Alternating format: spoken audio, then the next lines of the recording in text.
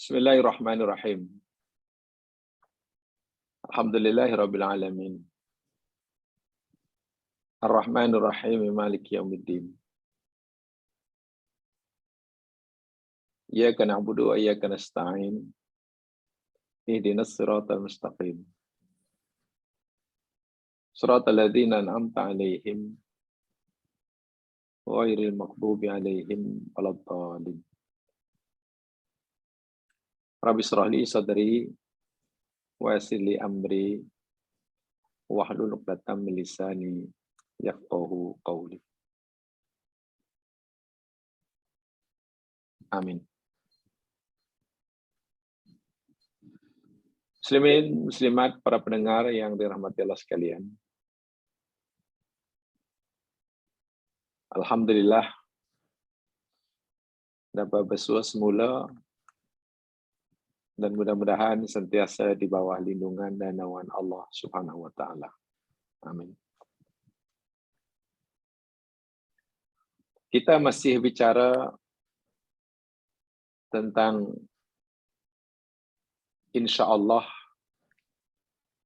kalimat insyaallah sebagai bukti insyaallah yang diucapkan oleh seorang hamba sebagai bukti bagi pengakuan dan kesadaran diri hamba tersebut atas kedaifan, ketidakupayaan dirinya dalam hidup, dan seterusnya. Pengakuan dan kesadaran seorang hamba betapa besar berhajatnya hamba kepada Allah Subhanahu wa taala. Ini tolong difahami benar. Insya Allah bukan hanya ucapan biasa yang tanpa makna. Karena sebagaimana yang saya telah sampaikan pada awal kajian kita dahulu, sedar ke tak sedar, hari ini mereka yang mengucapkan insya Allah, kalau tidak semuanya, kebanyakannya, kalimat insya Allah yang mereka ucapkan sudah kehilangan makna filosofinya. Itu yang kita khawatirkan. Kalimat insya Allah diucapkan sudah kehilangan makna filosofinya. Sedangkan kalimat insya Allah, daripada apa yang kita pelajari setakat ini, ia mempunyai rahsia yang sangat dahsyat. Betapa ianya tidak dahsyat. Nabi Sulaiman ditegur oleh Allah. Harapannya, cita-citanya tidak dikabulkan oleh Allah. Sungguh ia seorang nabi, seorang raja, yang Allah beri nikmat dengan pelbagai macam nikmat di dunia yang sangat banyak, dan tidak ada manusia selain Sulaiman yang diberikan anugerah sebesar itu. Tetapi ketika ia punya keinginan untuk mempunyai anak yang ramai, karena istrinya juga tidak sedikit, mungkin Nabi Sulaiman, ya lupalah, kita tak boleh kata sengaja karena dia seorang nabi, lupa membaca insya Allah.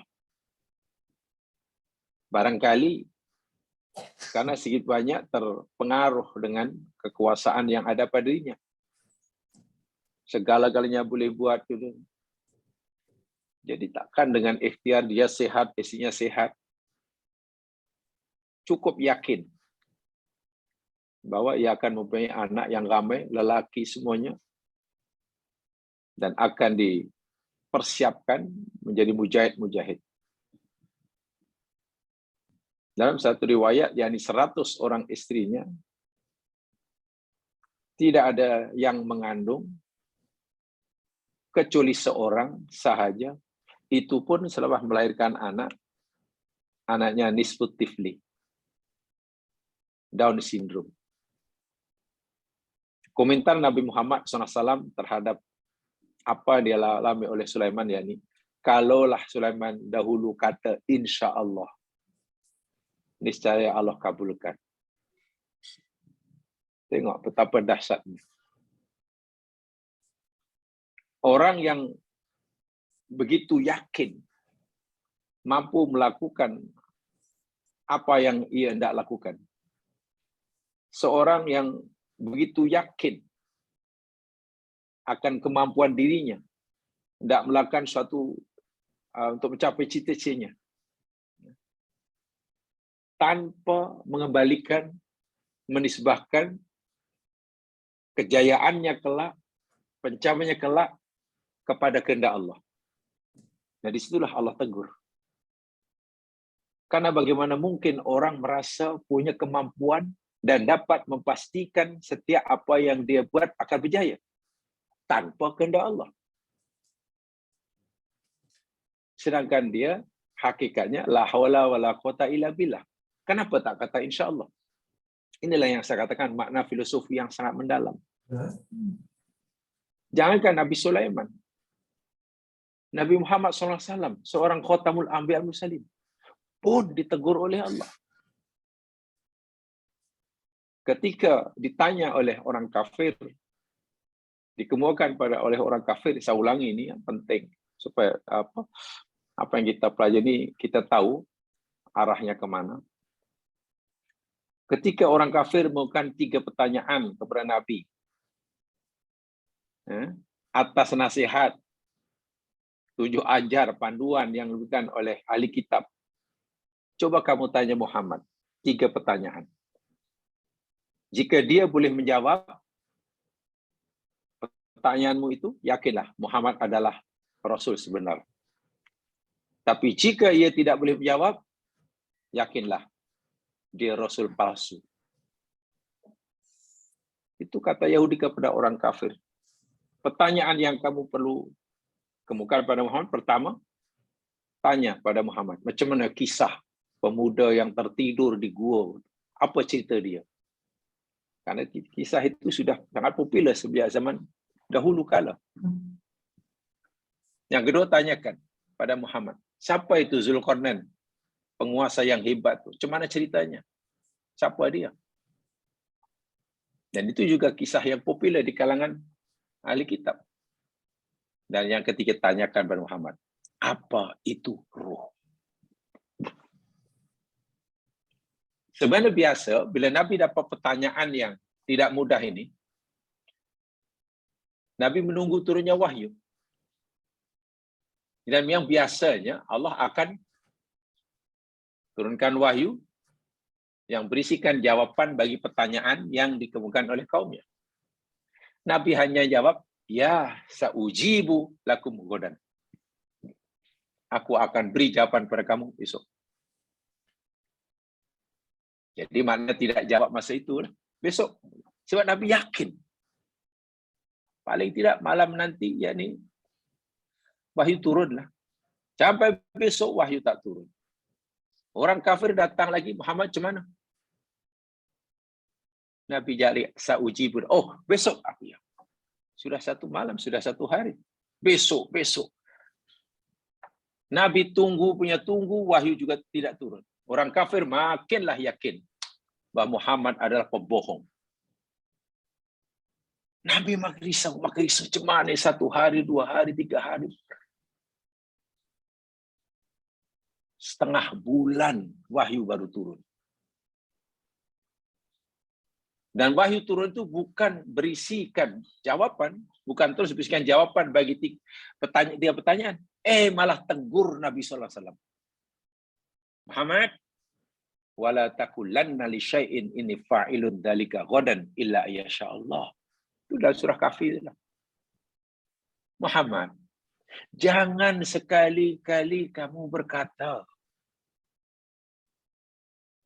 bahwa aku akan lakukan ini besok, tanpa illa insya Allah. Tanpa kamu menisbahkan, mengembalikan, menyandarkan kepada kehendak aku, kata Allah. Kamu boleh kata, aku akan jawab pertanyaanmu besok, insya Allah. Aku akan lakukan ini besok, insya Allah. Kenapa kamu tak kata insya Allah? Kenapa kamu begitu yakin bahwa kamu boleh memberi jawapan bagi pertanyaan kamu tanpa insya Allah? Pertanyaan mereka ini bukan mudah. Kamu belum hidup, belum lahir ketika beberapa muda itu tertidur dalam gua. Kamu tak tahu. Kamu belum lahir ketika Zulkarnain sudah berkuasa dan sekarang sudah meninggal. Kamu juga tidak tahu apa itu ruh. Ketidaktahuan kamu pada semua itu sebagai bukti ketidakmampuan kamu. Sebagai bukti kelemahan diri kamu. Sebagai bukti bahwa kamu ini la haula wala quwata illa billah. Kamu lemah untuk mencari jawabannya. Kamu tidak berdaya. Bila kamu tidak berdaya, sepatutnya kamu janjikan kepada kaum kamu, ya, aku akan beri jawaban yang kamu nak besok, jika Allah kehendaki. Coba kita renungkan bersungguh-sungguh. Jadi insya Allah, saya ulangi, hendaklah difahami seperti itu. Bukti bagi kelemahan diri kita. Dengan mengucap insya Allah, kita sedar sesedar-sedarnya, merasa sesungguh-sungguhnya bahwa kita ini lemah. Jadi insya Allah bukan ya ucapan yang tak ada makna, atau bukan hanya ucapan untuk sebagai pelarian dah. Pelarian bila kita tak buat. Besok datang rumah ya, insya Allah. Kalau tak datang pula, kenapa? Saya jemput awak kena datang? Lah, saya dah kata insya Allah. Masya Allah. Ini salah ya mas sekalian. Jika Nabi Sulaiman tak mengucap insya Allah, ditegur oleh Allah. Jika kekasih Allah, Nabi Muhammad bin Abdullah Rasulullah, tidak mengucap insya Allah, setengah bulan wahyu tak turun terus ditegur. Terus menegur Rasulullah SAW. Lalu siapa kita?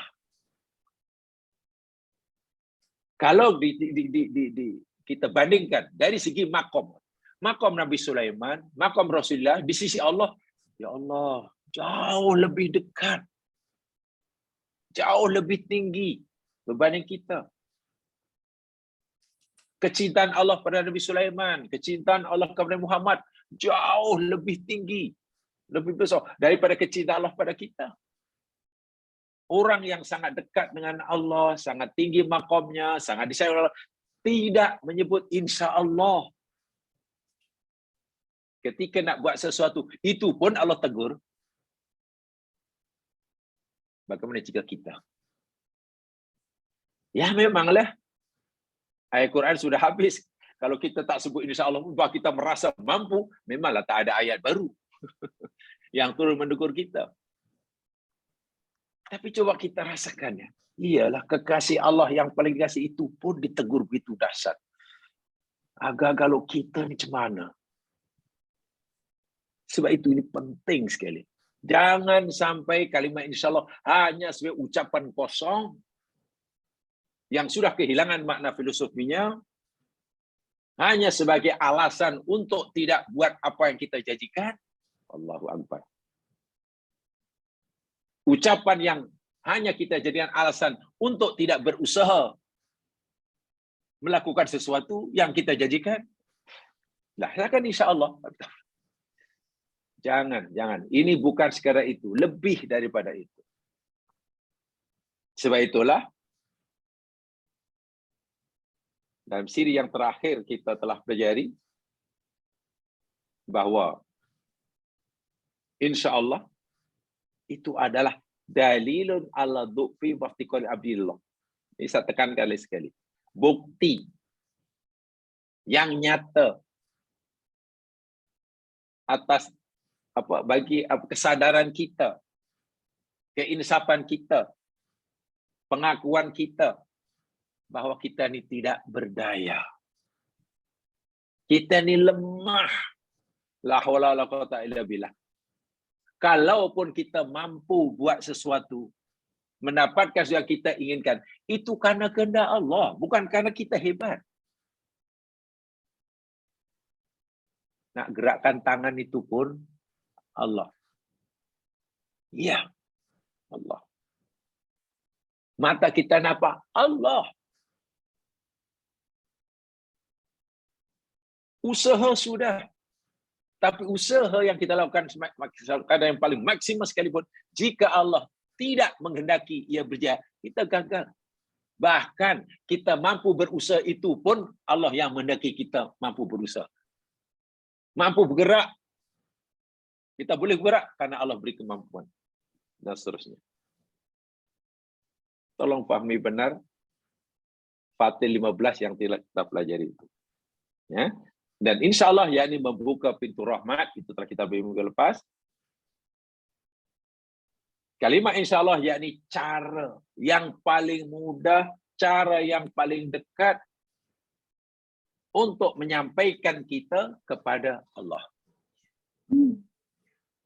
Atau bahasa yang ya. Sambil masuk sekarang ke ini. Kawan belajar ke sekarang ke. Halo. Oh, saya ingat bertanya. Kalimat insya Allah syaratnya dipahami ya, makna sebenarnya itu dipahami, yakni wasilah yang paling mudah, yang paling dekat untuk kita takarub sampai kepada Allah Subhanahu wa taala. Itu yang dikatakan oleh Syekhul Islam Ibnu Taimiyah. Dan apa maksud saya? Dan insya Allah dalam arti kata merasa dirinya lemah, menyadari dirinya sangat berhajat kepada Allah Subhanahu wa taala. Itu sifat yang mesti ada. Yang mesti ada di dalam semua amal ibadah. Kita solat, mampu solat kerana Allah beri kemampuan pada kita. Sebab itu dipanggil oleh Allah, mari kita solat, kita la haula wala quwwata illa billah. Baik. Yang sekarang mari kita lihat berikutnya, lihat notanya. Ini yang kita akan pelajari. Apa kata Ibnu Qayyim? Dan di situ tak sempat saya terjemahkan, nanti tolong diterjemahkan ya. Ini rintihan, ini satu tadruk yang bagi saya luar biasa. Karena lagi sekali jemaah sekalian, ya, zikir kepada Allah atau berdoa pada Allah ini bukan semata-mata kita mengharapkan apa yang kita minta. Saya ulangi. Berdoa kepada Allah, zikrullah atau apa ya, bukan semata-mata kita nak apa yang kita hajatkan kepada Allah. Bukan semata-mata ya. Karena itu namanya doa masalah. Tapi di atas doa masalah ada namanya doa ibadah. Doa ada dua yang telah kita pelajari. Satu doa masalah. Doa masalah jadi doa yang isinya memohon sesuatu kepada Allah. Di atas itu, di atas doa masalah ada namanya doa ibadah. Doa ibadah itu yakni doa, rangkaian doa, ucapan-ucapan doa yang kandungan dia, isi dia, yakni kita menzahirkan, menyatakan, mengikrarkan akan kesadaran diri kita bahawa diri kita ini hamba sahaya kepada Allah. Bahawa kita ini lemah selemah-lemahnya di hadapan Allah. bahwa kita ini berhajat 100% kepada Allah. Tanpa perlindungan Allah, tanpa pertolongan Allah, tanpa kehendak Allah, kita ini bukan siapa-siapa dan bukan apa-apa. Itu zikir ibadah. Dan ini lebih utama daripada ini adalah doa ibadah. Lebih utama daripada doa masalah. Mari kita pelajari ini. Lihat notanya di belakang, di bawahnya ada izharul iftiqari ilallah ma yuqawwil imana billahi subhanahu wa ta'ala. Izharul saya ingin tanya dulu. Jamaah apa namanya ini, nota itu masih dalam handphone ke atau sudah di print? Ada yang di print? Masih ada handphone ke atau sudah di print?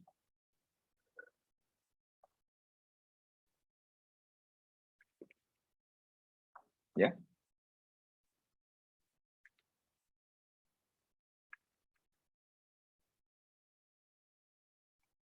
Nota yang diantar tuh, yang masih disimpan di handphone atau iPad atau apalah, atau sudah di print? Sudah di print. Ada yang di print? Ya, sudah di print, Ustaz. Oke, kalau di print boleh dibagi barisnya. Kalau handphone itu tak boleh bagi baris lah. Cuma eloknya begitu. Sebab nanti ada orang terjemahkan yang tak boleh, jadi senang. Kalau handphone itu kan ya, macam mana nak bagi baris. Baik. Berikutnya, izharul iftiqari ilallah mimma yuqawwil imana billahi subhanahu wa ta'ala. Artinya, menzahirkan iftikor. Iftikor saya tidak perlu terjemahkan ya, maknanya telah kita pelajari. Iftikor itu maknanya rasa berhajat, memerlukan, bergantung harap kepada Allah, merasa dirinya lemah pada Allah, memerlukan Allah karena sedar tak punya daya dan kekuatan. Itu namanya iftikor. Menzahirkan iftikor kepada Allah mimma yuqawwil iman. Itu adalah salah satu cara untuk menguatkan keimanan kita pada Allah. Banyak cara yang boleh kita lakukan agar iman kita pada Allah menjadi kuat. Makin kuat, makin kuat, makin tinggi, makin tebal, makin tebal. Salah satu cara untuk menjadikan iman kita makin kuat, bahkan ini dianggap yang paling mudah, paling berkesan, apa dia? Izharul iftikor. Kalau kita merasa menyadari bahawa kita ini lemah dan berhajat pada pertolongan Allah 100%, zahirkan itu, nampakkan itu, akui itu. Bila hati sudah merasakan, zahirkan, ucapkan. Selalu ucapkan. Bukan hanya dalam hati, tapi dizahirkan dalam perbuatan. Ibarat iman lah. Jika iman itu ada dalam hati, mengakui bahawa hanya Allah saja Tuhan yang bersembah, la ilaha illallah, asyhadu alla ilaha illallah, ada hati, kemudian dizahirkan, dinampakkan dalam perbuatan. Sehingga perbuatan yang boleh dilihat oleh orang lain, itu gambaran sebenar daripada apa yang dalam hati. Demikian juga, jika hati sudah mengakui, menyadari iftikor, kehambaan, kelemahan diri di hadapan Allah, zahirkan melalui ucapan, melalui perbuatan. Sehingga dapat dilihat, oh betul-betul lah. Orang ini betul-betul lah tulus iftikornya. Orang ini betul-betul tulus dan ikhlas, la haula wala quwata illa billahnya. Orang ini betul-betul tulus dan ikhlas, insya Allahnya. Tidak lihat, sebab kalau dalam hati saja macam mana? Tak nampak. Sehingga apa yang ada dalam hati hendaklah diterjemahkan keluar. Yang terucap daripada mulut, yang dilakukan oleh seluruh anggota tubuh badan, itu terjemahan apa yang ada dalam hati. Itu manifestasi daripada apa yang dalam hati. Ini izhar. Baik, ini tajuknya menzahirkan. Ma ahla hadhil kalimat. Ma ahla hadhil kalimati fi munajatillah. Ma ahla hadhil kalimati fi munajatillah. Alangkah manisnya, aduhai manisnya kalimat-kalimat ini fi munajatillah, dalam bermunajat kepada Allah Subhanahu wa taala. Kalimat-kalimat berikut ini jamaah sekalian, ya, kalimat-kalimat berikut ini, yakni kalimat munajat. Munajat kita kepada Allah.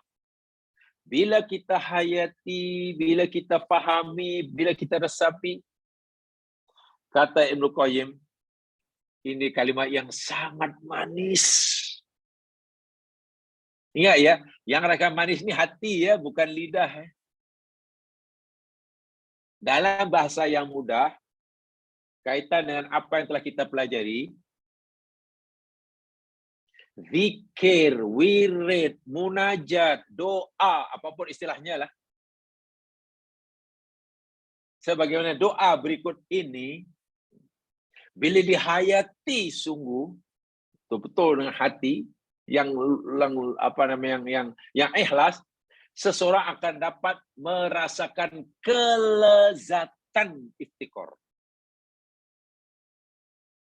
Mengakui dan merasakan lemah di sisi Allah, di hadapan Allah, mengakui dan merasa lemah tidak berdaya di hadapan Allah, itu satu kelezatan iman yang luar biasa.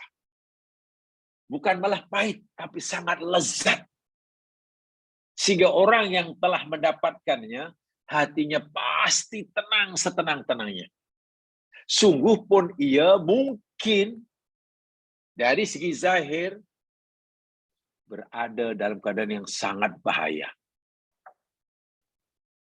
Bahasa mudah, seseorang akan tetap mendapatkan ketenangan jiwa, kelezatan hati,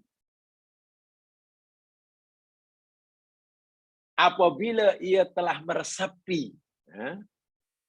Nih, doa berikut ini, zikir berikut ini, walaupun waktu itu orang tadi dalam keadaan kesusahan, bahaya yang dahsyat, atau mungkin dihadapkan dengan kematian sekalipun. Biasanya bila orang ditimpa kesusahan, terperangkap dalam bahaya, mana hati tenang? Pasti gelisah. Orang yang menghadapi masalah, musibah ke, bencana ke, musuh ke, bahasa mudahnya, pintu kematian sudah depan mata, gelisah, takut, gelisah, bercelaru, dan sebagainya. Tak ada ketenangan, tetapi ia boleh, ketakutan boleh dihalau, kegelisahan, kekhawatiran boleh diusir. Bila seseorang dapat menghayati makna doa berikut ini. Ini lebih merupakan doa ibadah. Ini bukan saya yang kata ya, ini Ibnul Qayyim yang kata. Murid Imam Ibnu Taimiyah. Ulama yang dianggap sebagai orang sangat tegas mempertahankan akidah tauhid. Jangan dicemari oleh syirik. Ulama yang akan sangat tegas seperti mana gurunya Imam Ibnu Taimiyah mempertahankan syariat agama Allah, sunnah Nabi. Jangan dicampur adukkan dengan perkara-perkara yang baru atau bid'ah. Tapi jangan lupa, Ibnu Qayyim juga orang yang sangat pandai, sangat pintar, jago dalam memahami, mendidik hati kita. Situ ada bahkan yang mengatakan, Ibnu Qayyim ini walaupun orang sangat tegas dalam masalah syirik, tauhid dan syirik, sangat tegas dalam masalah sunnah dan bid'ah, jangan lupa. Ada yang katakan, Ibnu Qayyim ini seorang sufi, katanya. Sufi dalam arti kata, hatinya suci. Tahu sungguh apa yang patut diresapkan dalam hati, sifat-sifat apa yang patut ditanam dalam hati, dan perangi sifat apa yang patut dikeluarkan, dinyahkan dalam hati. Itu bukan yang sangat paham. Nah, orang macam itu mana? Orang yang prihatin tentang masalah hati, masalah kolbun. Tak kira lah apa istilahnya, mau istilah tazkiyatun nafsi ke, mau istilah kolbun salim ke, mau istilah akhlak ke, mau istilah ihsan ke, mau istilah tasawuf ke, sila. Itu hanya istilah saja. Yang suka gunakan istilah, oh itu masalah qalbun salim, silakan. Yang lain kata, itu bukan, itu lebih kepada tazkiyatun nafsi, sila. Yang lain kata, itu bagi saya itu kepada tasawuf, silakan. Itu hanya istilah. Kadang orang ini bermati-matian, bergaduh hanya masalah istilah. Hanya istilah. Contoh katalah, ada satu buah. Dan buah itu A, B, C, D semuanya sepakat. Ini buah. Sama. Sepakat buah ini sedap. A, B, C, D kan sedap. A, B, C, D juga sepakat buah ini manis. A, B, C, D juga sepakat kata semuanya suka. Selesai kan? Hanya saja A, B, C berbeza dari penamaan. Yang A kata, buah ini bagi saya namanya mangga. Mangga. Tak apa. B kata, tak, itu bukan mangga. Itu bagi saya namanya mango. Mango. Ya sila. Yang si tu kalah itu bagi saya itu namanya manja. Manja. Yang sini yang dikata, tak, itu bagi saya adalah plum. Plum. Tak apalah, takkan gaduh dengan istilah. Yang penting, kamu suka tak suka ABCD? Suka. Kamu menerima bahwa buah itu al-manis? Ya. Kamu mengakui bahwa itu adalah buah, bukannya pokok? Ya, sudahlah. Tapi masih gaduh. Selagi kamu tak ikut saya, yang nama buah itu mangga, saya tak. Ya, apa hanya gaduh tentang nama? Kan juga sama-sama dah suka, sudahlah. Kadang ada masalah agama itu macam itu aja masih yang dibincangkan. Ada, bukan semuanya. Jadi hati-hati ya. Akhirnya kurang akan habiskan umur. Mau bagi nama. Bagaimana kalau ada F katalah. Itu bagi saya nama dia umpamanya Sudu.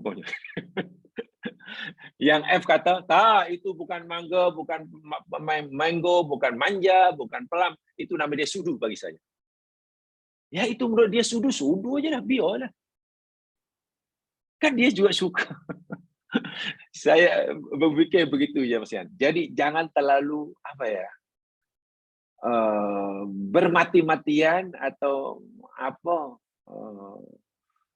bergaduh tentang masalah istilah, tentang penamaan. Yang penting bendanya itulah, boleh ke tak boleh, sedap ke tak sedap. Itu aja. Suka tak suka, itulah. Apa yang dikatakan Ibnu Qayyim ini? Betul. Mau tanya pada siapa pun, betul. Nanti isi doa ini, betul. Baik isinya, baik. Dan patut diamalkan? Ya patut diamalkan. Kan sudah setuju dari segitu. Hanya kalau kita tanya, lalu sebenarnya Ibnu Qayyim itu cerita tentang apa ya? Oh, Ibnu Qayyim itu cerita tentang ihsan. Ya, sila kata A. Tanya B, Ibnu Qayyim itu cerita, dia cerita tentang qalbun salim, bukan ihsan. Tanya C, tak, dia cerita tentang akhlak.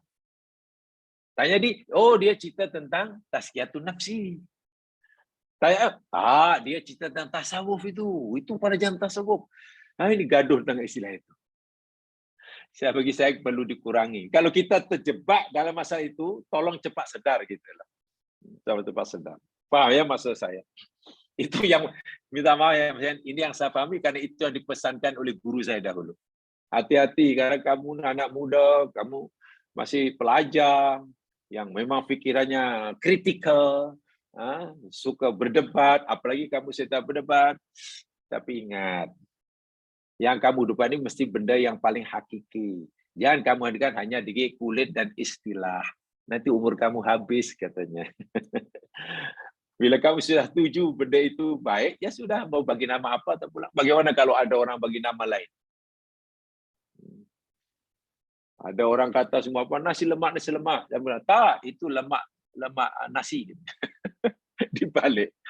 Ya sudahlah, bagi nama nasi. Orang-orang ikut dia. Yang penting dia suka. Sama yang kita makan. Baik, ini. Qala Ibnul Qayyim. Katalah Ibnu Qayyim. Falillahi ma ahla qawluhu. Hadihil hal. Maka bagi Allah lah. Kerana Allah lah. Apa lagi? Milik Allah lah. Ma ahla qawluhu hadihil hal. Ucapan seorang hamba yang paling manis dalam keadaan ini. Maksudnya apa? Ini terjemahan harfiah, terjemahan bebas begini. Semanis-manis ucapan, perkataan, zikir, puji-pujian, doa atau apa sajalah yang diucapkan oleh seorang hamba. Nah, gitulah. Semanis-manis ucapan, semanis-manis zikir, semanis-manis doa yang diucapkan oleh seorang hamba dalam keadaan ini, keadaan apa maksudnya?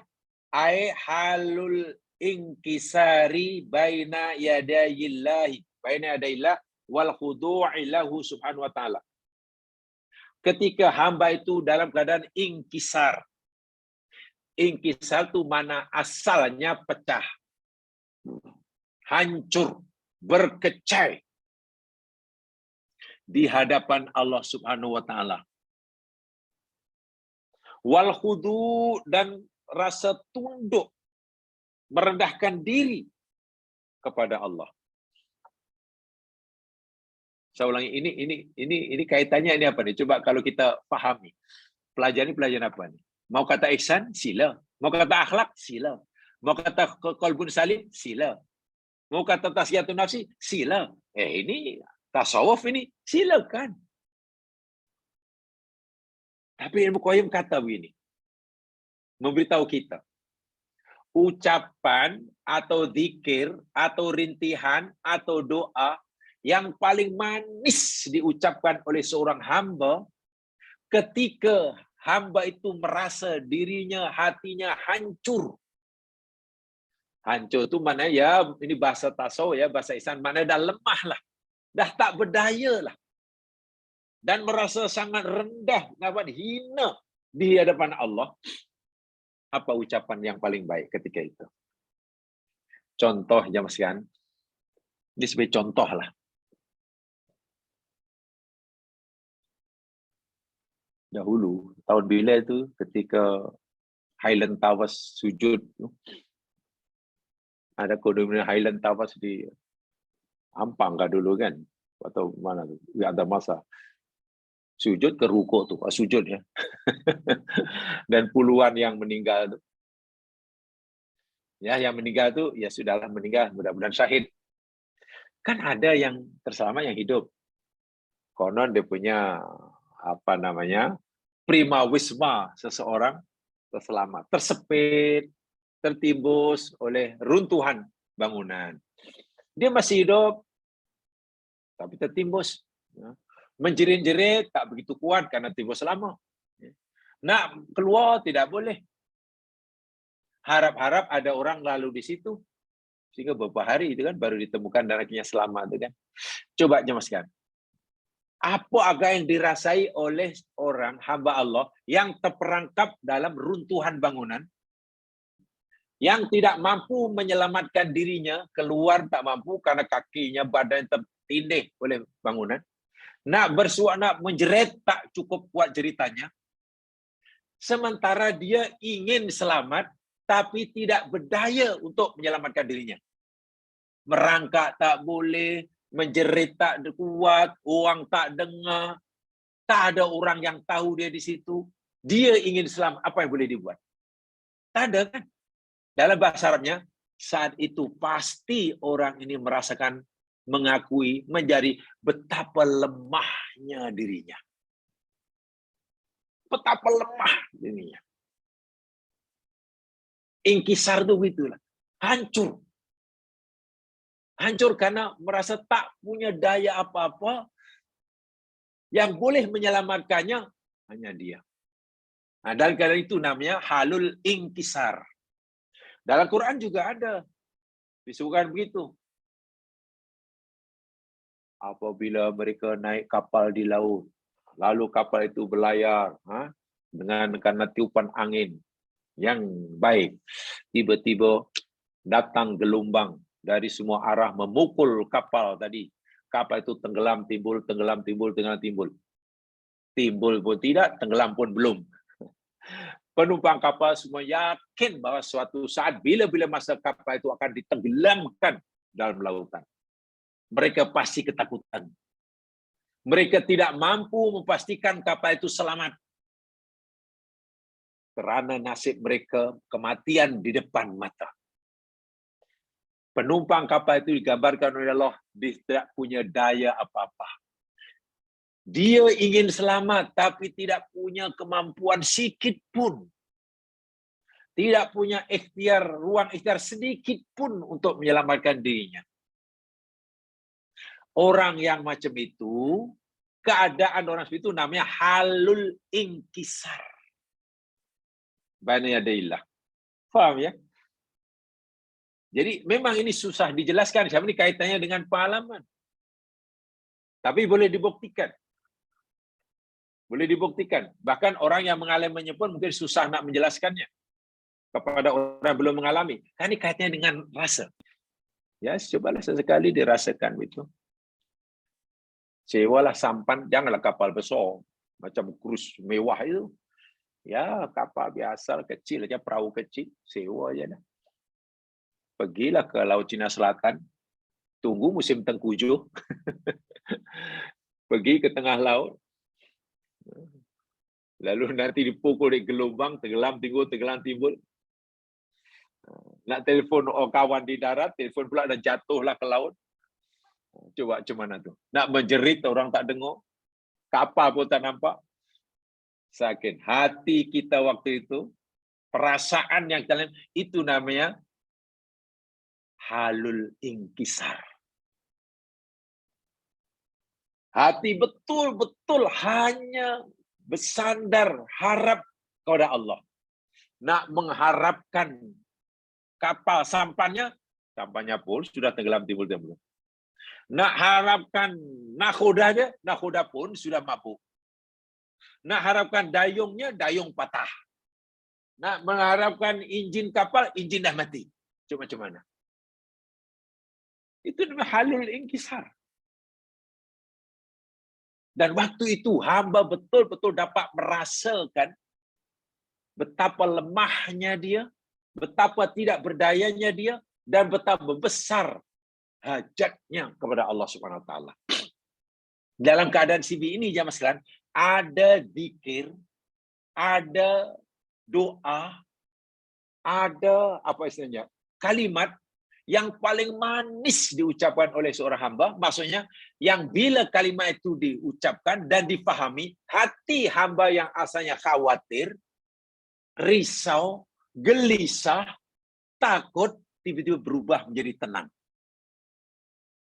Pelik tak pelik? Kalau waktu itu ada kata pakan motivasi ada pun, pakan motivasi, motivator yang tersohor pun, dia sendiri sudah kecut. Macam mana nak bagi motivasi pada orang? Dia sendiri sudah kecut. Kalau punya ada penumpang itu sejago renang, umpamanya pembangkang rekor Olimpik pun, dia menangis. Nah, ini apa? Saya kata susah untuk dijelaskan, tapi boleh dibuktikan. Dan alhamdulillah saya ada pengalaman. Saya pernah cerita itu, saya ada pengalaman. Tahun 82 ke 83 kalau tidak salah. Ya 82 83 itulah. Cuti hari raya saya di Jakarta. Cuti hari raya Adha. Nak balik ke kampung jauh. Naik kereta api. Naik kereta api pun waktu itu 16 jam dari Jakarta kampung saya. Naik bus lagi lah. Ya, walaupun cepat mahal. Tak punya duit. Tiba-tiba kawan kata lagi pula cuti pun tak lama. Daripada habiskan duit untuk balik kampung tak lama, eloklah apa yang ini. Ada kawan pula ajak, kawan saya tinggal di Kepulauan Seribu. Di Jakarta Utara tu ada Kepulauan Seribu. Banyak pulau, taklah 1000 sangat. Banyak pulau-pulau kecil. Dan cantik. Ya, naik boot lah daripada Jakarta. Pulau itu lebih kurang ya dalam 2 jam paling lama. Paling lama 2 jam lah. 1,5 jam pun kalau dah sampai dah. Cantik di pulau. Pergi okey. Masa balik kan habis cuti, baliklah ke Jakarta. Nanti belajar dah mula lagi dah bla bla. Subhanallah masa balik tu nasib kurang baik, Allah uji. Hujan di Teluk Jakarta. Hujan lebat, gelap pula, ada angin. Jadi gelombang air laut bergelombang macam naik turun. Perahu yang kita kenali bukannya besar sangat, muat hanya 10 orang aja. Dengan satu enjin itu. Tiba-tiba ada kapal Pertamina, kapal bawah minyak tu, kargo minyak tu, potong itu. Jadi gelombang laut, akibat kapal itu nampak. Kapal itu naik, tenggelam. Allahu Akbar. Dahlah gelap karena awan, gelombang jendu. Kapal dah macam sampan tak boleh ke depan karena gelombang yang sangat besar. Nangis semua satu kapal je sekalian. Nangis semuanya. Saya merasakan sedikit kawan saya namanya Iwan Ridwan. Tak tahu beliau mungkin masih hidup atau minggu Allah alam dah diampuni. Dan dia seorang ustaz. Dia seorang ustaz. Dia menangis. Dia menangis. Ada yang baca apa? Ada yang baca ayat azan lah. Dan kan itu ada yang azan. Allah. Ini ajak solat, ajak apa macam. Jadi saya tak tahu macam mana saya baca surah Yasin. Itu pun tak habis, tapi hanya satu ayat. Agak kuat depan kawan saya namanya Iwan Ridwan. Saya baca ayat dalam surah Yasin ada ayat wa inna sya'nughriqhum fala sarikha lahum wala hum yunqadun illa rahmatan minna wa mata'an ilahi. Semua hafalkan surah ayat ini. Saya kata wa inna Allah berfirman. Sebab ayat itu cerita tentang orang yang naik kapal, sampan, perahu di laut. Dan jika kami kendaki, kata inna Masya Allah tu, masyiah. Dan jika kami, katalah, menghendaki masyiah, nughriqhum, pasti kami akan benamkan, tenggelamkan mereka penumpang kapal ini. Sampai kami akan tenggelamkan dan mati di lautan. Fala sarikha lahum, dan bila kami kehendaki kapal ini tenggelam, tak ada siapa yang boleh memberi pertolongan padanya. Tak ada siapa yang boleh menyelamatkan. Wala hum yunqadun. Dan tidak ada siapa, dan mereka tidak dapat terus diselamatkan. Tak ada. Itu bukan bahawa Allah kata kamu sebenarnya lemah wahai hambaku. Kamu tidak berdaya. Sekarang kami kedaki dalam keadaan halul inkisar namanya. Ini yang kalau kita atau halul iftikor. Tengok, kamu rasa tak bahwa kamu ini lemah? Mungkin tempoh hari kamu merasa hebat, kamu merasa itu, kamu merasa bla bla bla bla. Sekarang tengok bagaimana perasaan kamu. Lemah sangat betul. Memang betul-betul lemah, hancur. Tak ada tempat berlindung kecuali pada Allah. Dan lagi pula Allah ingatkan pula. Dalam keadaan kamu lemah ini, tak berdaya ini, jika aku menghendaki, aku tenggelamkan kapalmu ini. Dan tak ada siapa yang boleh menolong kamu, dan tak ada siapa dari kamu yang dapat selamatkan. Kalaupun kapal ini sampai yang kemudian nanti selamat, tak tahu berapa jam nanti, tak jadi kami tenggelamkan, kami tak menghendaki, tenggelam atau tidak itu bergantung kehendak kami, kata Allah, illa rahmatan minna.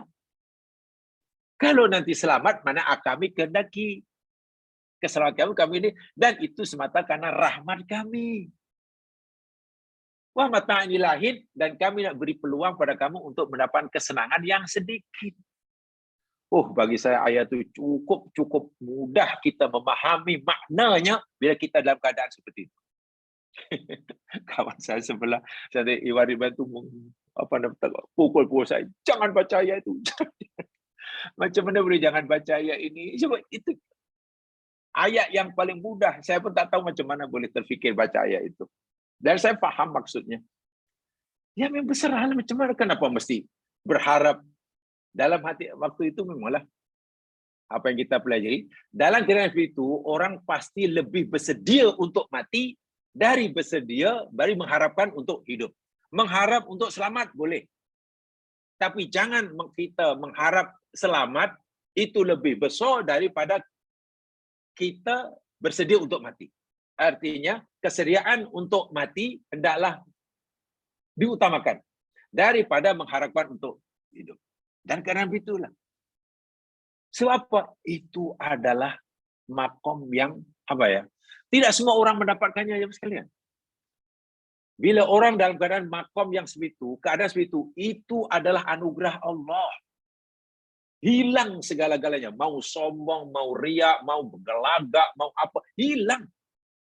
Ente seorang profesor ke, ente seorang buta huruf ke, seorang jutawan ke, seorang fakir miskin ke, seorang bagaimana kerajaan tinggi di kerajaan ke, atau kerani rendah ke, tukang sampah, sama.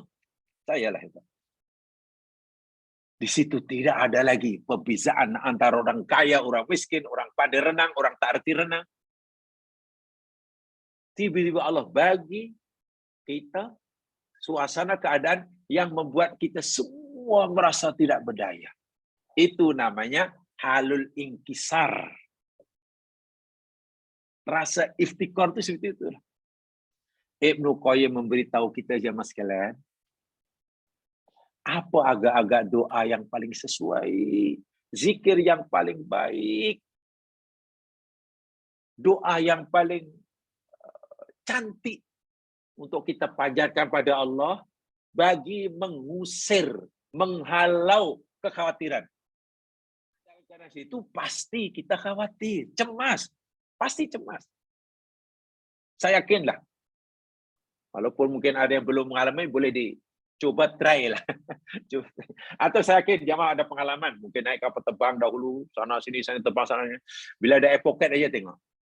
Barulah sesaat dua. Itu pun sebenarnya menjerit-jerit. Air pocket dalam satu saat, setengah saat, Allah, ada yang kata, hayyalah solah. Bila tenang sikit, baru. Begitulah halul inkisar. Tidak ada, tidak rasa sombong, riak, takabur, takatsur, tafakhur, hilang. Bahkan lupa segalanya, kecuali hanya ingat Allah. Dan saya katakan, ini sebetulnya peluang keemasan yang Allah berikan anugerah pada orang, pada hambanya. Tidak semua orang mendapatkannya.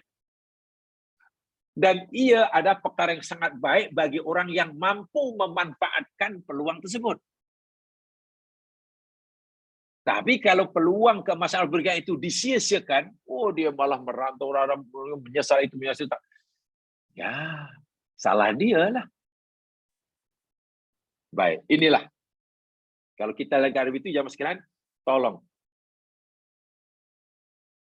Ucapan ini, atau zikir ini, kita baca. Ya. Baik, saya bacakan ya, jamaah. Agak-agak kalau audio itu jamaah sekalian, dia punya audio itu di on kan, agaknya bising nggak tidak? Saya mau jamaah mengikuti saya. Coba jamaah on kan audionya. Tak bising kan? Tak bising ya? Oke, kalau itu ikuti doa ini kan ini sangat penting. Dan nanti tolong selepas itu dibagi terjemahan saya ya, ikuti saya. As'aluka bi'izzika. As'aluka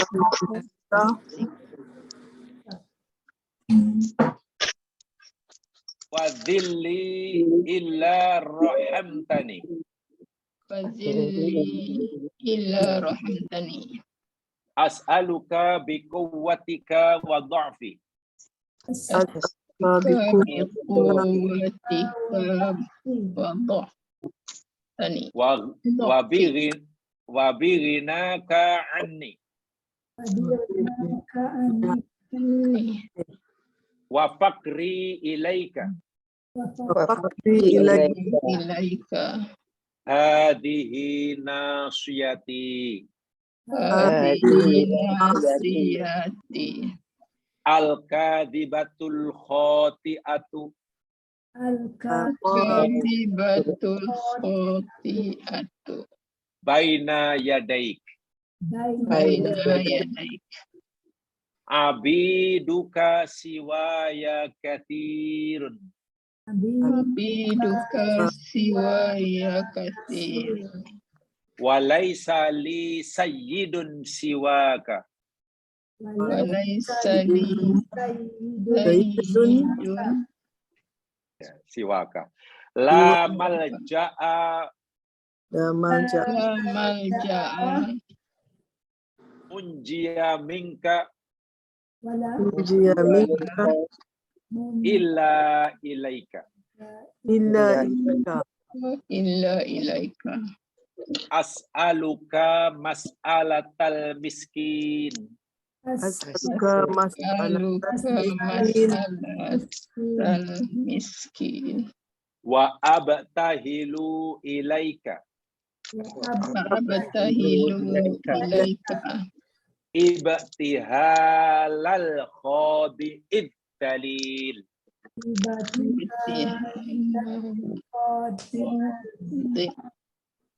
Ya. Ibtiha al khadi'il dalil. Wa ad'uka du'a al khaifid dhari'.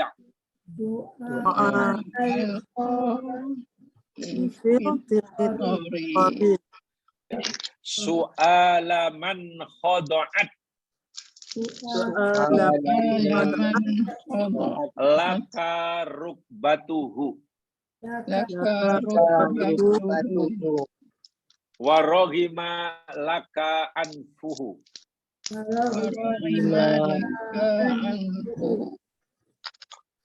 Ya. Wa fadat laka ainahu.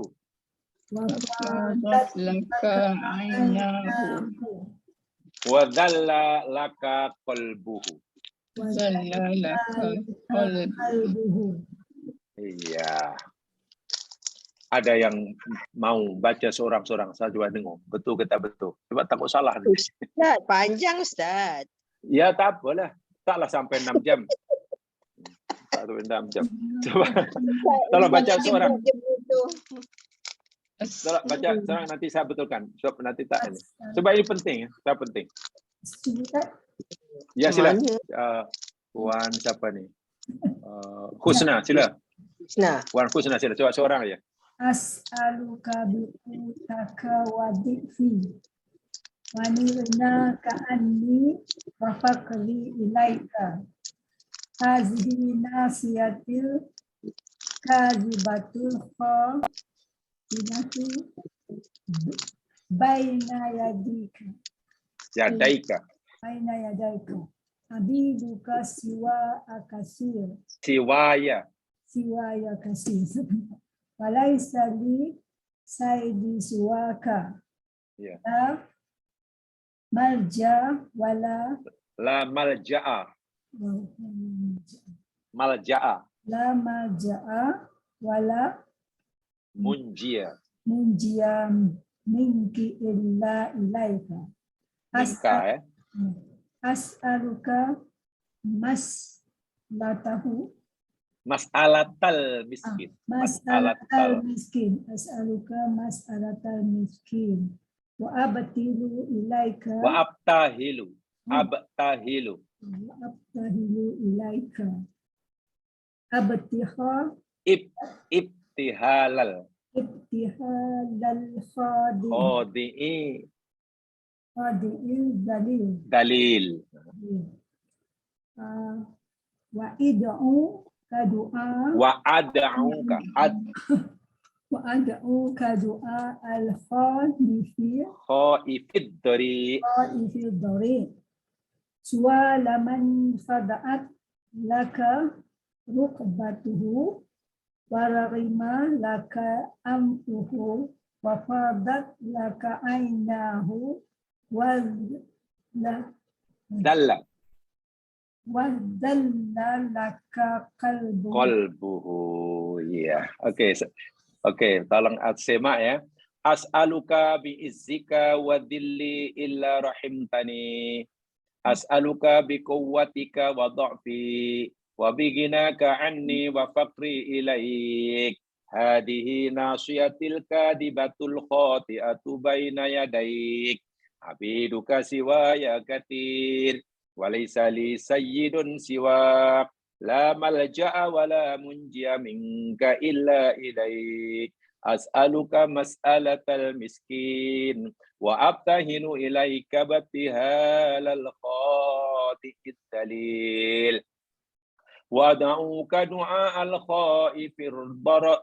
Wa ad'uka du'a'al khaifid dari. Su'ala man khada'at laka rukbatuh. Wa raghima laka anfuh. Fadat alaka ainah wa dhallalaka qalbuh. Ingat ya, ini nasihat yang diberikan oleh Ibnul Qayyim Al-Jauziyah. Salah satu contoh, saya ulangi, zikir, boleh sebut zikir boleh, sebut apa ya, kata-kata pujian, rintian pun boleh.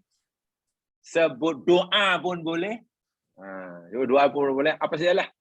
Yang paling baik diucapkan oleh seseorang ketika orang itu berada dalam keadaan inkisar. Tadi Cik Inkisar sudah jelaskan tadi.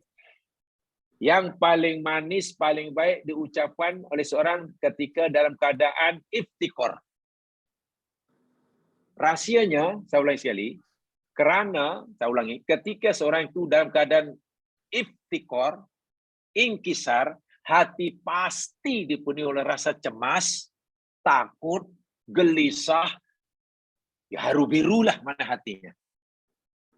Tetapi, bila zikir ataupun doa atau wirid ini dibaca dan dihayati maknanya, bukan di mulut ya, tapi diyakini, diyakinkan dalam hati, rasa takut itu hilang. Rasa gelisah itu hilang. Apa manfaatnya jamaah sekalian? Jika sekiranya Allah selamatkan orang itu daripada musibah atau saat yang genting itu, ya, maknanya tengok, dahlah semasa dalam keadaan genting, hatinya tenang, sekarang pula diselamatkan oleh Allah daripada bencana yang ia yakini boleh menyebabkan kematiannya. Oh, syukurnya pasti luar biasa tuh. Dapat nikmat gembira semasa di dalam keadaan musibah yang mencekam, itu pun hatinya tenang. Bukankah itu satu kebaikan yang luar biasa? Kalau orang ditimpa musibah, susah, gelisah, kemudian dapat keselamatan, senang, itu wajar, itu biasa. Itu biasa. Ya, itu biasa. Dapat kesenangan, keselamatan, senang, happy, gembira, itu wajar. Jangankan orang mukmin, orang kafir pun macam itu. Kalau ditimpa dalam keadaan musibah yang mencekam itu, lalu sedih, gelisah, panik, takut, khawatir, itu biasalah. Jangankan orang kafir, orang Islam pun macam itu juga. Yang hebat itu, Jika dalam keadaan yang mencekam seperti itu, terperangkap dalam keadaan yang paling kritikal seperti itu, hati tenang. Wah, itu hebat sekali. Itu sangat hebat. Dan ketenangan hati ini rupa-rupanya, kegelisahan itu dapat diusir rupa-rupanya dengan zikir atau wirid ini yang isi inti kandungannya, yakni menzahirkan iftikornya pada Allah. Menzahirkan du'funnya kepada Allah. Ini yang kita sebut dalam bab ini, ladzatul iftikor. Kelezatan menyadari ketidakupayaan diri di hadapan Allah. Baik. Itu jika diselamatkan. Sekarang jika sekiranya kapal yang ditumpangi, kalau dia sedang naik kapal lah, musibah yang menimpanya yang dia tak mampu itu, katakanlah tidak berakhir dengan keselamatan tapi berakhir dengan kematian umpamanya. Di tengah laut di gelombang macam itu. Kemudian akhirnya mati, tak selamat. Orang ini berjaya juga. Macam tak berjaya. Mati dalam keadaan hatinya tenang pada Allah Subhanahu Wa Taala. Ketika malaikat cabut nyawanya, orang ini makomnya sangat dekat dengan Allah. Bukankah itu kebahagiaan? Ingat dalam ayat sebelumnya, salah satu wasilah yang paling mudah bagi seorang hamba mendekatkan dirinya kepada Allah, yakni iftikar. Itu dalam tajuk sebelumnya. Jadi jika ia mati laga itu, kematiannya sangat tenang. Sebab hatinya tenang, jiwanya tenang. Yang kalau dalam bahasa Al-Quran, kan? Dalam bahasa Al-Quran, surah Al-Balad, surah Al-Fajr, akan dipanggil, ya ayat Tuhan nafsul mutmainah. Dahulu pernah kita pelajari ya, nafsul mutmainah. Dan itulah kebahagiaan, itulah keberuntungan yang paling tinggi sekali. Tidak ada yang lebih untung daripada orang seperti ini. Dan itu tidak mudah. Tidak mudah. Saya ulangi sekali lagi. Membetulkan cara sholat yang salah, itu relatif lebih mudah. Senang. Ingin berwudu dengan cara yang betul, yang dicontohkan oleh Nabi, itu relatif lebih mudah. Insya Allah kita belajar sekali, sudah betul. Hadisnya begini, begini, betul. Ingin pergi haji dan mengikuti sunnah Nabi, insya Allah kursus sekali dua, insya Allah senang. Tapi nak menjadikan hati tenang, tetap tenang, tak ada rasa khawatir, sedangkan ia dalam keadaan sangat kritikal, itu bukan kerja mudah. Bukan kerja mudah. Itu kerja yang susah tapi bukan mustahil. Sebab itu perlu kesungguhan kita masing-masing. Baik, sekarang apa maknanya? Tolong jamaah tulis terjemahnya ya, saya terjemahkan secara bebas. As'aluka bi'izzika wa dhilli illa rahimtani. Aku memohon dengan kemuliaanmu. Maksudnya ya Allah lah.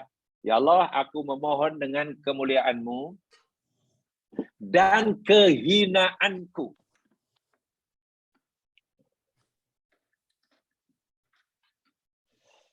Agar kiranya engkau merahmati aku.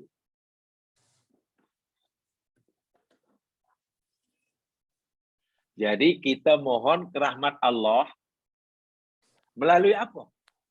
Cara untuk mendapatkan rahmat Allah yang paling mudah, pertama sedarkan hati kita, yakni mengakui kemuliaan Allah, mengakui keperkasaan Allah, mengakui sifat maha Allah lah.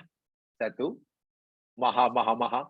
Dan yang kedua, mengakui kelemahan diri kita, kehinaan diri kita. Merasa hina di hadapan Allah yang maha mulia. Merasa lemah di hadapan Allah yang maha kuasa, maha kuat. Merasa kotor di hadapan Allah yang maha bersih, maha suci. Merasa bodoh di hadapan Allah yang maha alim. Merasa fakir di hadapan Allah yang maha kaya. Ini satu. Mintalah kasih sayang Allah dengan mengakui ini. Jangan minta Allah kasih kita, tapi kita merasa orang hebat. Manalah. Bila kita minta disayangi oleh Allah, akui kelemahan diri. Bukan minta rezeki, tapi merasa, ya Allah, berilah kami rezeki, ya Allah. Jika Engkau beri rezeki, ya Allah, hamba-Mu akan bersyukur. Tapi jika tidak bagi rezeki pun tak apa. Hamba-Mu masih punya 3 company. Apa kena mengenalah. Merasa mampu. Macam mana orang yang merasa mampu di hadapan Allah, lalu minta sesuatu pada Allah, ya Allah tak bagilah. Kalau Allah bagi pun namanya istidraj. Subhanallah.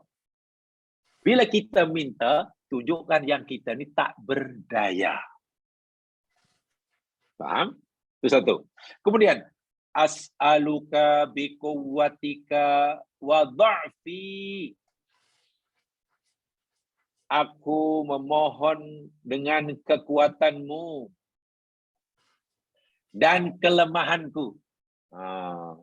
Ya Allah, aku memohon dengan kekuatanmu, mengakui kekuatan Allah, dan kelemahan diriku. Tadi sudah sebut. Mengakui kelemahan diri kita di hadapan kekuatan Allah. Kedua. Wa bighinaka anni wa faqri ilaika. Wa bighinaka anni wa faqri ilaika. Dan dengan kekayaanmu serta kefakiranku kepadamu. Mengakui Allah itu Maha Kaya dan menyadari kita maha fakir kepada Allah.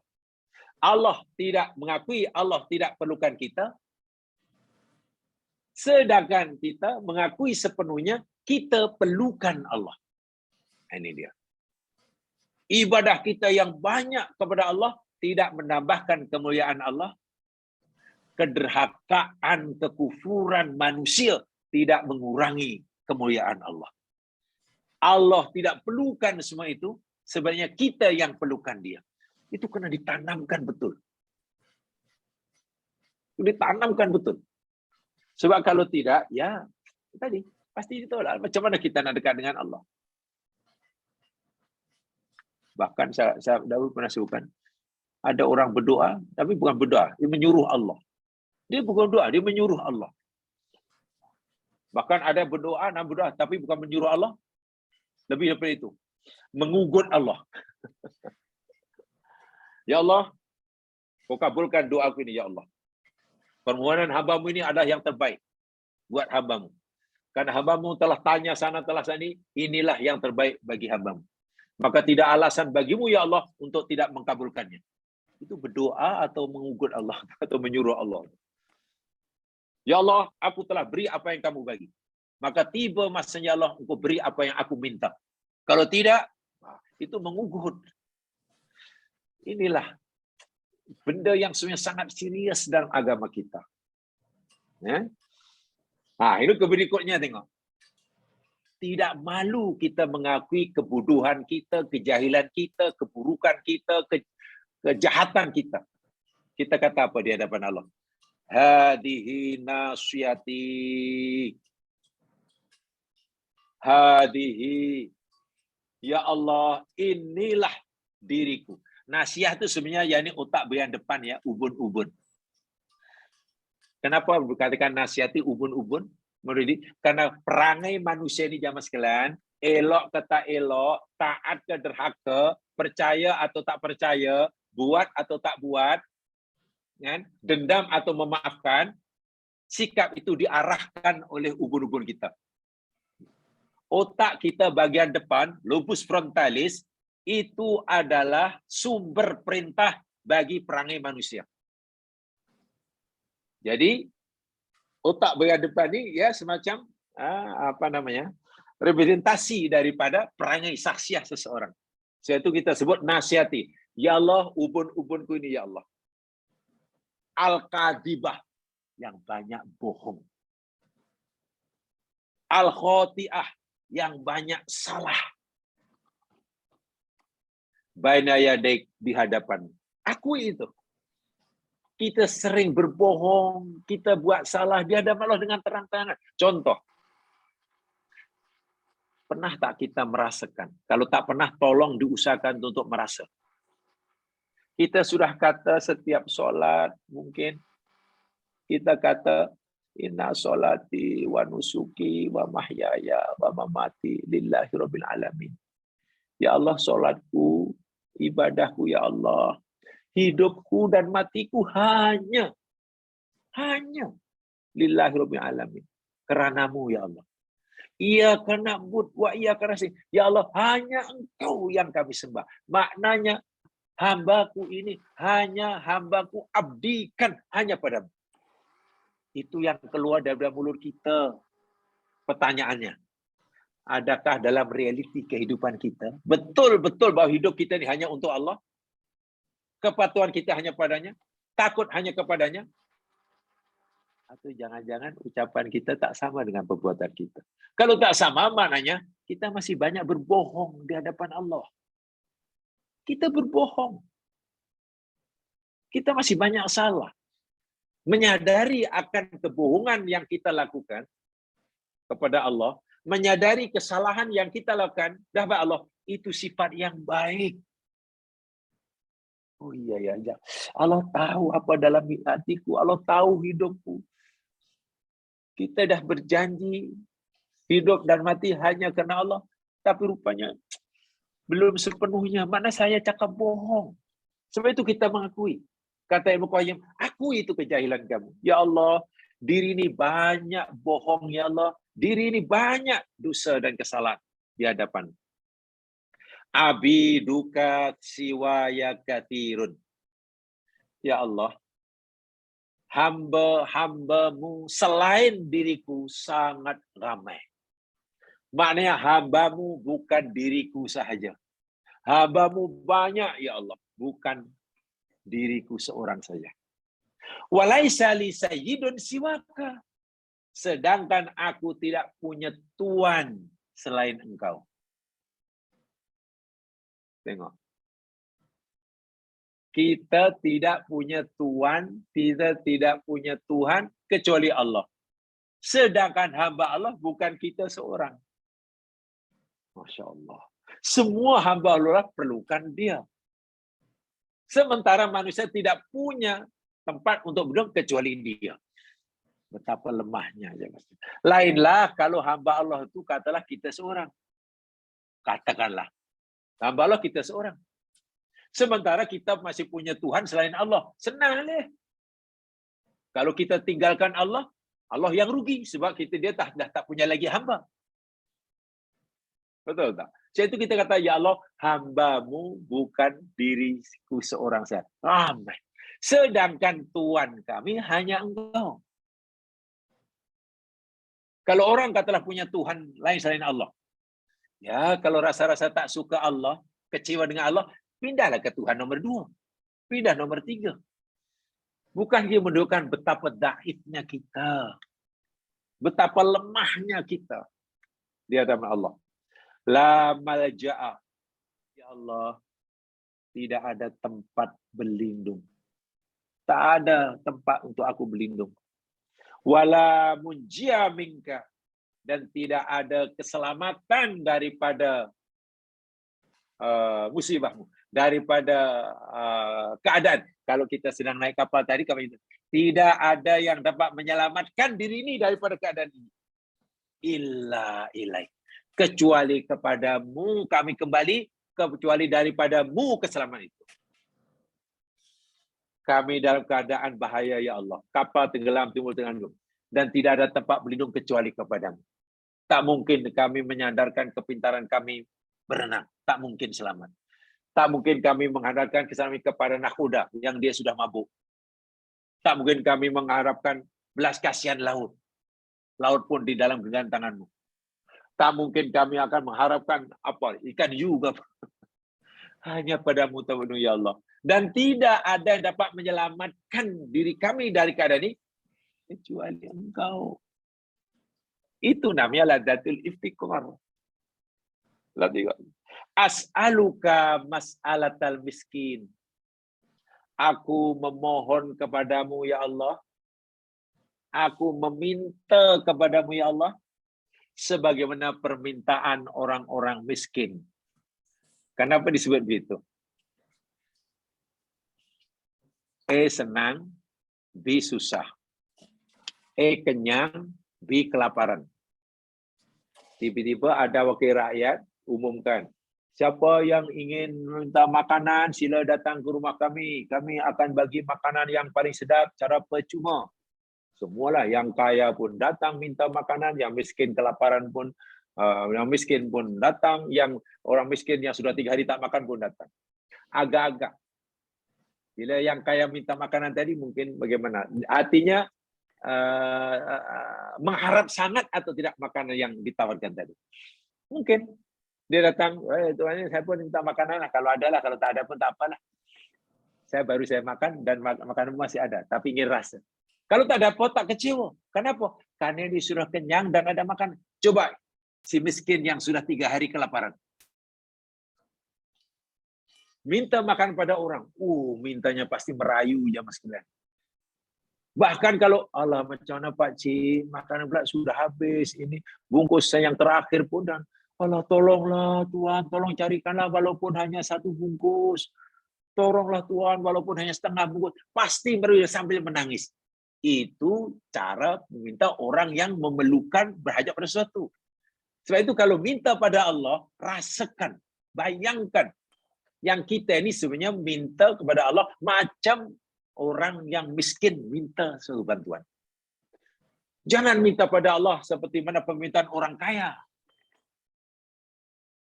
Orang sehat minta kesehatan pada Allah, lain hatinya. Dengan orang yang sakit tenat, minta sehat.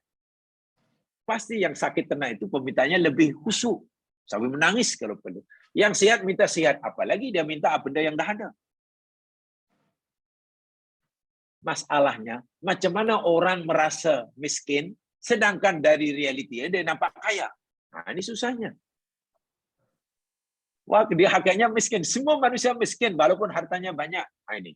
Nak menyadarkan diri ini miskin kepada Allah, itu susah. Apatah lagi waktu itu Allah sedang bagi dia banyak nikmat. Tapi kalau orang tidak punya rezeki, kais pagi makan pagi, ya senang merasakan yang dirinya miskin. Tapi orang yang punya segala-galanya, macam mana nak merasakan yang dia miskin pada Allah? Itu yang saya kata tempoh hari. Berdoa ketika di Musdalifah. Berdoa semasa di Musdalifah karena terpisah daripada jamaah. Doanya luar biasa, khusyuk, menangis-nangis. Apalagi itu haji yang pertama. Takutlah makan makanan tertinggal dalam bas, nak minum minuman tak ada, nak tanya orang tak faham. Orang cakap kita tak faham, nangis tuh. Tertinggal di Musdalifah, tinggal di basnya. Bahaya yang diminta sederhana sekali. Ya Allah, tolonglah, ya Allah, jumpa kami dengan rombongan kami, dengan bas kami, ya Allah, KT berapa? KT 26 namanya. Itu yang diminta. Orang kaya, orang ada kuasa, orang pandai, bergelar macam-macam title di negeri dia. Yang diminta, ya Allah, tolong kami. Temukan kami dengan jamaah KT 26. Tengok, bagi sudah. Nangis itu berdoanya. Yang diminta benar saja. Kan dalam ketika. Bila sampailah di Makkah, selamat, duduk di Funduk Hilton. Wah, apa doanya sekhusyuk itu? Tidak, itu masalahnya. Wah, semasa di Musdalifah, ia miskin di hadapan Allah. Semasa di Funduk Hilton, dia pun fakir di Allah. Kenapa perasaan itu berbeza? Jangan-jangan keadaan zahiriah yang Allah berikan pada kita ini boleh menentukan, mempengaruhi rasa dalam hati. Itu susahnya nak menjaga hati. Bila dari segi luaran nampak segalanya ada, hati merasa kurang miskin di hadapan Allah. Bila yang dari segi luaran Allah dah tarik balik, hati merasa miskin. Jadi hati kita masih berubah-ubah, dipengaruhi oleh luaran. Ini belum iftikar. Belum iftikar. Orang ini, ya Allah, aku mohon kepadamu, ya Allah, sebagaimana permohonan permintaan orang miskin meminta. Wa abtahilu ilaika ibtihalal khadi'il dalil. Dan aku memohon dan merayu kepadamu, ya Allah, sebagaimana permohonan orang yang tunduk lagi hina dan lemah. Terjemahannya. Dan aku memohon dan merayu kepadamu, ya Allah, sebagaimana permohonan orang yang tunduk lagi hina dan lemah. Astagfirullahaladzim. Berikutnya, wa ad'uka du'a al-khaifid dhari'. Dan aku memohon kepadamu, ya Allah, dengan sebagaimana permohonan orang yang takut lagi teraniaya. Aku mohon kepadamu, ya Allah, sebagaimana permohonan orang yang sedang ketakutan dan teraniaya. Orang yang teraniaya, doanya pasti khusyuk. Sambil menangis. Maklum sedang teraniaya dan tak ada orang yang menolongnya, tak ada orang peduli. Nangis, mas sekalian. Berbeda dengan doa orang yang sedang diberi kenikmatan dan kesenangan. Happy doanya sampai senyum-senyum. Allahumma jangan Allahumma, bahkan mengaminkan pun amin amin ya Allah.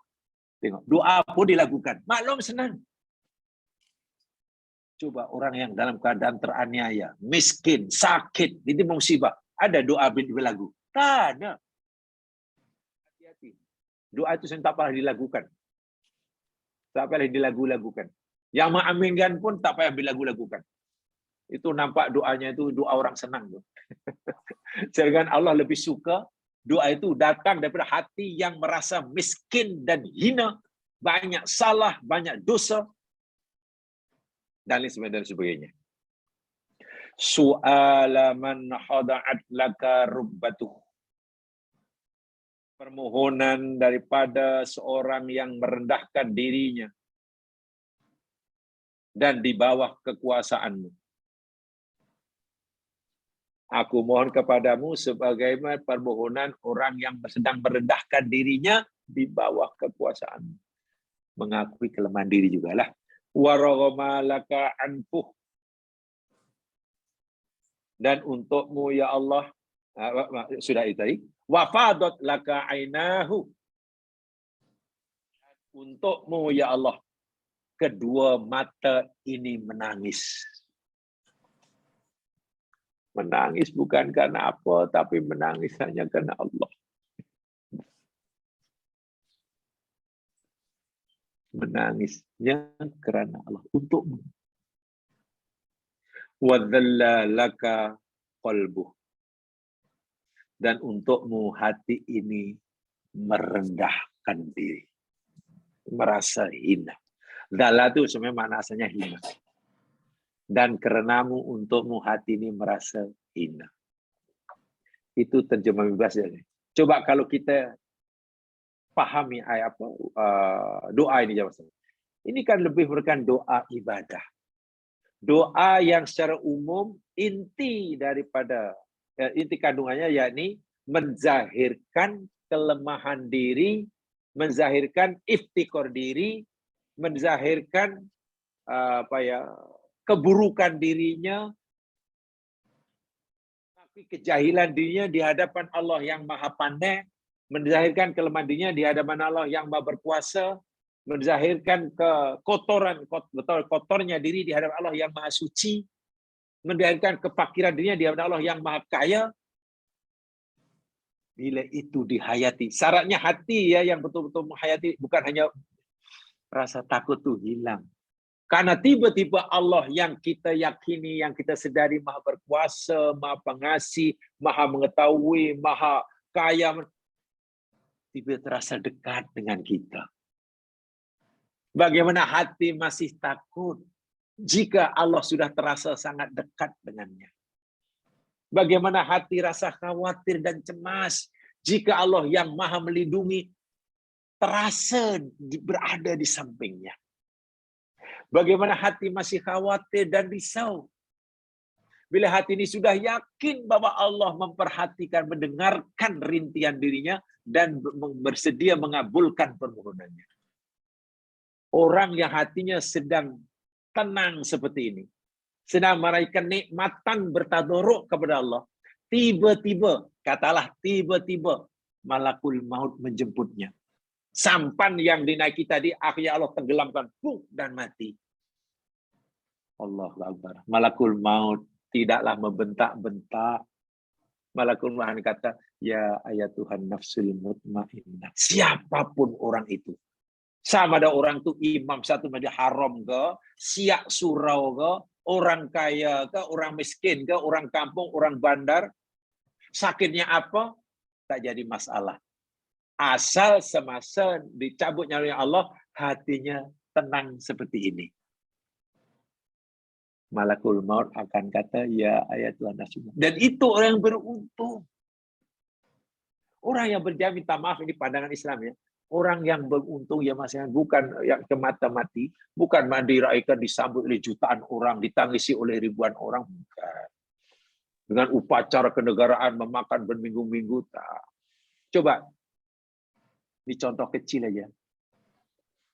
Menurut pandangan kita si orang mukmin, ya, bukan siapa-siapa, sebagai orang mukmin yang yakin akan agama kita. Apakah sambutan meraihkan atau menguruskan jenazah Queen Elizabeth yang begitu hebat, itu bukan bahwa nanti malakul munkar nakir takut menanyakannya. Kita meyakini, kalau itu malakul maut pun pasti betul ansur ini. Saya ingat munkar nakir pun tak akan tanya nih, sebab Queen ini tengok dihormati begitu sekali. Wah ini. Coba keyakinan si orang Muslim. Tidak kan? Kan dia bukan punya syahadah. Macam mana munkar nakir takut?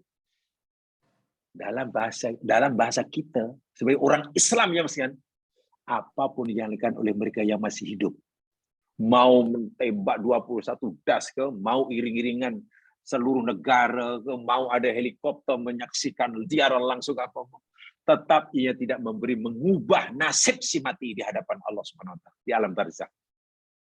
Sedikit pun tidak akan mengubah nasibnya. Habis, lalu untuk apa tuh habiskan berjuta-juta pound sterling itu? Ya itu kan dalam bahasa orang Islam kita, itu hanya untuk memuaskan hati si hidup. Upacara itu hanya untuk memuaskan hati si hidup, bukan untuk mengubah nasib si mati. Orang Islam tidak boleh ikuti seperti itu. Sebab itu dalam Islam mengubah jenazah itu sederhana. Tak perlu ada gitu. Ya kan itu hanya untuk memuaskan hati si hidup. Yang mati akan membawa amalnya, bertanggung jawab amal sendiri. Tolong dihayati benar ya. Tolong dihayati benar ini dan diamalkan. Insya Allah kita akan merasakan. Tapi tidak mudah karena perlu bersungguh-sungguh. Usaha bersungguh-sungguh. Tanamkan. Alhamdulillah jemaah sekalian, saya yakin sholat sudah dijaga semuanya. Puasa alhamdulillah dijaga. Baca Quran sudah khatam. Haji sudah Masya Allah banyak kali. Umroh jangan tanyalah. Ada umroh tiap bulan pun ada. Umroh tiap bulan mainkan. Kan hebat. Alhamdulillah. Ya karena mutawif umrohnya tiap bulan lah. Zikirnya sudah, mengaji sudah, apa sudah. Nah, hati penting. Jangan sampai amalan yang sangat penting. Dan ini salah satu rahasia makna sebenar kalimah la haula quwata illa billah digabungkan dengan insya Allah seperti itulah. Kalau dikaji lebih dalam lagi, itu boleh dilihat dalam kitab-kitab tentang ihsan ya. Contohnya Ibnu Qayyim yang sangat pandai menguraikannya ini. Mudah-mudahan ya Mas sekalian ini diamalkan dan boleh dibaca karena belum hafal. Baca dan hayati ya. Hayati.